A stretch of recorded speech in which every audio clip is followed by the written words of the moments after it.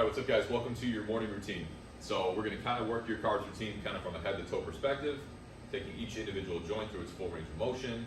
I'm gonna try some different positions to kind of give you a better feel for how you can kind of work this. It doesn't necessarily have to always be standing, you don't always have to be laying down, but there are some different options and the car is gonna feel a little bit different in different positions. But we're just gonna start from a standing position. We're gonna start at the cervical area. So all we're doing from the cervical area is get a little bit of a wide base. Again, you want to try and build a little bit of tension, not too much, because this is just kind of going through a warm-up. Now, when it comes to the neck, you just want to kind of be straight up to start. And what we're going to do is, from here, you're going to pack some air down. We're going to start with kind of chin to your chest.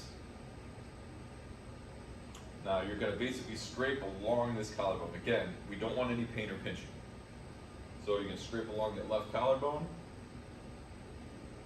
From this position here, we're going to look over our left shoulder, and then you're going to look back as far as you can. You're trying to draw the biggest circle as you can with your chin, trying to find the end of each point as you come look over your right shoulder, scrape back down your right collarbone, back to the middle. Now if we circle back the other way, same thing, keep the head kind of back, tuck the chin to your chest, scrape that collarbone, look over your shoulder, and then look back, draw as big of a circle as you can. To the left side, sweep the left collarbone, and back down. So that's for cervical. So now let's go to the shoulder. So shoulder, same position. And again, you can do this in a kneeling position. You can do it in a quadruped position. Change it up as you see fit. I'm just going to demonstrate here from a standing position. So from here, what we want to do is build some tension on one side. We'll start, I'm just going to show the right side here. From here, we're going to externally rotate that shoulder to try and open this up, turn that bicep out as far as you can.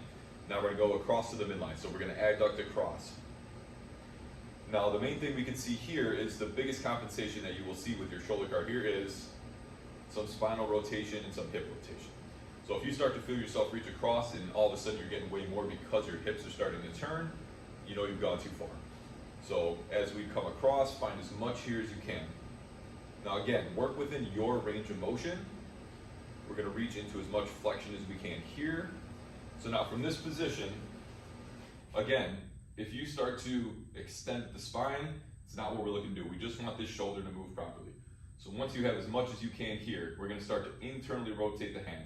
So basically we're looking at the bicep and we want to start to turn that bicep down as we start to reach back into extension. So from here you're going to start to turn, get that bicep down towards the floor, and now continue to internally rotate as you reach behind you. Get as much extension back as you can. Again, everyone's going to look a little bit different. And we're going to finish kind of at our side here. And now we're just going to go in reverse. So from here, keep that tension. Get as much extension as you can. Again, compensation here would be to kind of tilt forward. Obviously you can see the deeper I go there, the more range of motion I can get.